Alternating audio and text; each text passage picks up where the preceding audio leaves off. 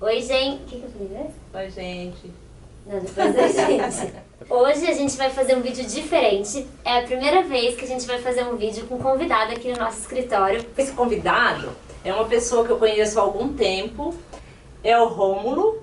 E o Rômulo tem alguns motivos pelos quais nós convidamos. Um deles é que, assim, o momento que ele vive hoje me lembra muito a minha história com a Thaís, ou da minha vida pessoal, de quando ela era bem pequenininha. Eu fazia algumas atividades em paralelo e todas, felizmente, deram muito certo. Então, acho que é o caso do Rômulo também. Se Deus quiser. Então, ele trabalha como tradutor técnico, né, no horário comercial. Aí, depois, ele dá aula de inglês. Sim. À noite. E, depois disso, ou junto com tudo isso, ele tem a empresa dele, que chama Nexo. Tradução, revisão de todo e qualquer tipo de texto, desde texto técnico também, mas material publicitário, release de jornal, o que o pessoal pede. E o conteúdo que ele coloca sempre na página do Face também é muito legal. A gente vai colocar o link aqui. Mas não tem, então, mas tem a semelhança, né, que eu falei, porque eu também trabalhava em uma empresa no horário comercial, dava aula de inglês, fazia tradução, só que ele tem e tinha a Thaís pequena, e ele tem um desafio um pouquinho maior que o meu, Verdade. porque ele tem 2 filhas e com a mesma idade, e as meninas são gêmeas, né? Sim. O que o pessoal fala, né, que uma pergunta que incomoda é, são gêmeos? Isso, pra falar a verdade, não me incomoda, assim, eu já acostumei. É como, tá quente, tá frio hoje, né? É a forma de querer puxar papo, porque pra gente já virou algo normal, mas a gente sabe que não é muito comum pras pessoas lidar com gêmeos. Então, sempre que eles vêm, eles querem chegar perto, eles querem conversar, eles querem brincar. Então, isso já não me tira mais do sério. E porque elas são idênticas, acho que por isso que a pergunta de são gêmeas é meio que, não. Elas... E o pior é que elas são muito diferentes. Fisicamente, psicologicamente. Bom, o pai falando, gente. A gente que tá com ela direto, a gente reconhece até de costas, né? Mas na escola mesmo, o que elas mais fazem é uma fugir pra sala da outra e depois ninguém sabe quem tem que voltar pra sala. Então, direto isso acontece. Com quantos anos elas são mesmo? Elas vão fazer 2 anos no mês que vem. E elas têm salas separadas? Da sala separada. Vocês que escolheram a escola que recomendou? A escola que recomendou. A gente queria, na verdade, fazer isso mais pra frente. Mas a escola sugeriu que seria melhor pra questão da individualidade e tudo mais, a gente aceitou. E elas começaram já em salas separadas na escola? Não. E elas se adaptaram bem? Sim, no início não foi fácil, né? Principalmente porque aí elas viram que uma dependia da outra. Mas, de fato, isso ajudou. A separação das duas foi algo que foi bom para elas. Cada uma poder brincar com o que quiser sem ter a irmã. Porque elas têm isso, né? O que uma quer, a outra quer. Então, elas mudando de sala, cada uma faz o que quiser sem ter a irmã para querer tomar o brinquedo, tomar qualquer coisa que seja.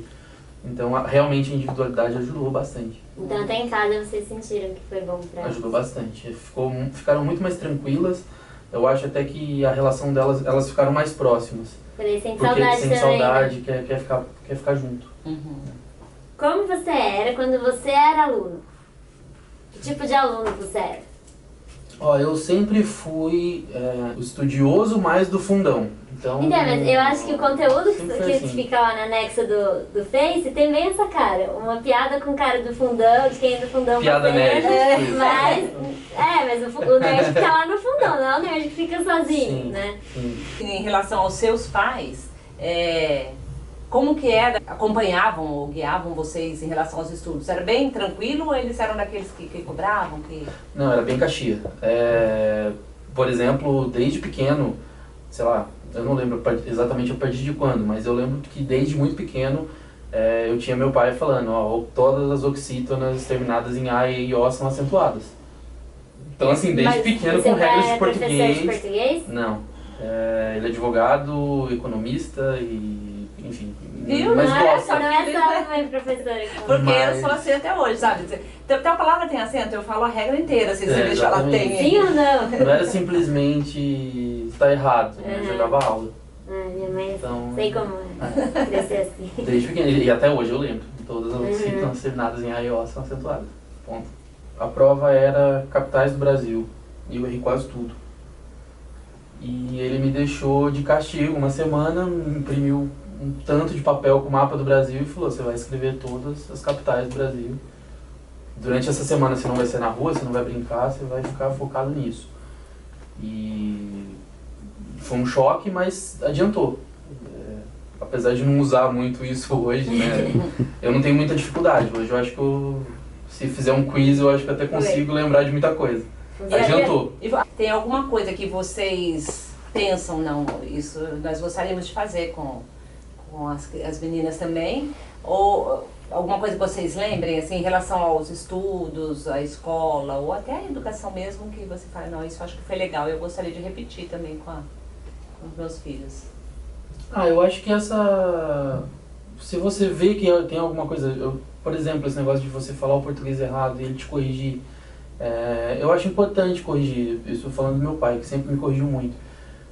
Eu acho importante porque isso eu levei pra vida, né? Não foi só naquele momento. E meu pai já pegava pesado, eu acho que eu não vou pegar tão pesado. Mas pouco a pouco você ir corrigindo, porque queira ou não, você tá dando uma aula de idioma pra pessoa, sem ela saber. E no contexto do que ela tá falando mesmo, na situação, né? que acaba fixa muito mais o conteúdo do que você dar uma aula. Assim, o simples fato de você usar o português correto já influencia também. Sim. Né? E mesmo tendo consciência disso, assim, tecnicamente, esses dias eu parei e estava pensando nisso, que assim, eu não falo palavrão, nunca falei, não falo, faz parte do meu vocabulário. Aí esses dias eu estava pensando que eu nunca via Thaís falando palavrão, assim. E contaram, o problema tinha ficado maior ainda. Daí eu falei, nossa, esse negócio tá encantado, né? Caramba! Daí elas olharam uma pra outra. Ela consegue chamar isso de encantado como palavrão ainda, porque a gente já falou todos os palavrões pra qualificar isso e ainda consegue chamar de encantado. Eu tenho uma amiga que já tentou me provar que, assim, não é possível a pessoa viver uma vida sem falar palavrão. Um beijo, Silvia, querida. E ela até me faz simular situações. Alguém te fechou no trânsito. Tá morrendo de raiva, o que você fala? Eu, bobo. Seu bobo, seu besta. Não pode, você tem que falar um palavrão nessa hora. Mas aí, assim, não faz parte. E aí eu percebo que também não faz parte do vocabulário dela. Foi o modelo que teve. E assim, nem acho certo ou errado não, porque assim, a minha irmã gosta muito de falar palavrão e quando meus sobrinhos falam, não fica com cara de ofensa, sabe assim, quando cabe na situação?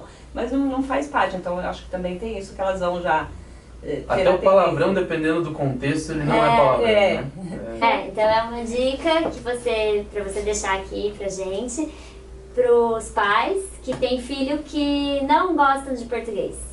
E não só para o pai do aluno que não gosta de português, a dica vale para pai de qualquer aluno. Evitar dizer que tal matéria, aqui a gente está falando de português, evitar dizer que o português é chato, que o português é difícil.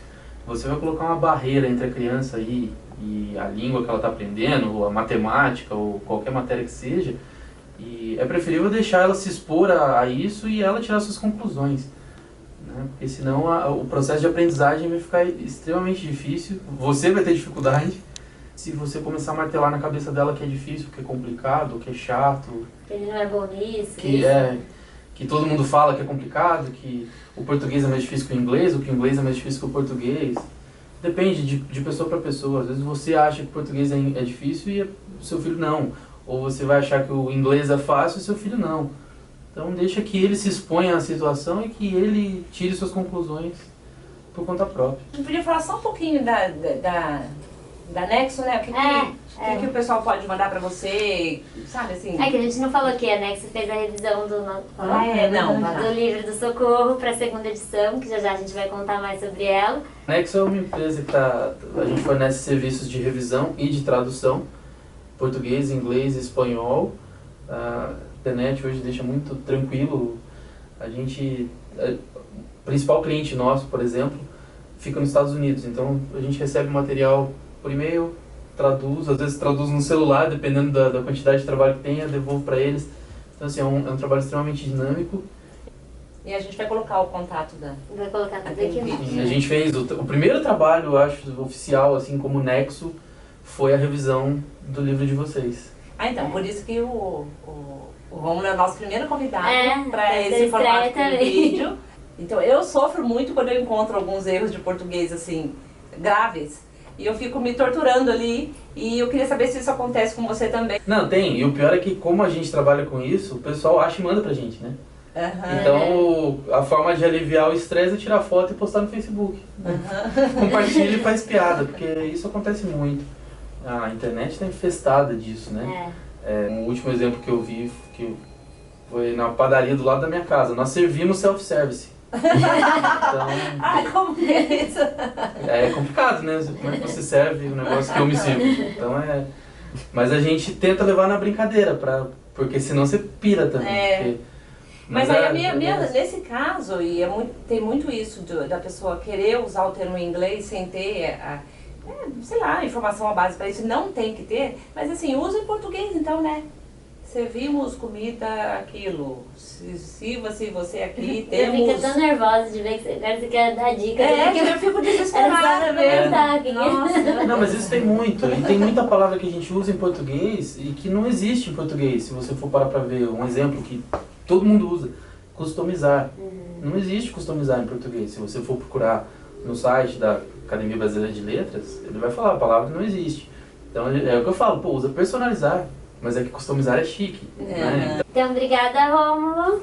Eu que agradeço pelo convite. Obrigada por estrear esse tipo de vídeo aqui com a gente. Quer falar alguma coisa? Não, foi um prazer, estou muito feliz e vamos continuar ainda fazendo muitos trabalhos juntos. Sim, eu também quero agradecer, antes de mais nada, o convite.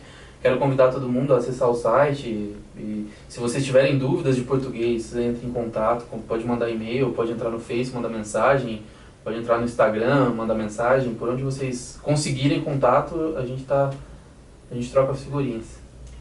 Então tá bom. Não esquece de se inscrever no canal, curtir o vídeo aqui embaixo e aqui vai aparecer algumas sugestões de alguns vídeos pra vocês verem. Obrigada, tchau. Valeu. Até a próxima.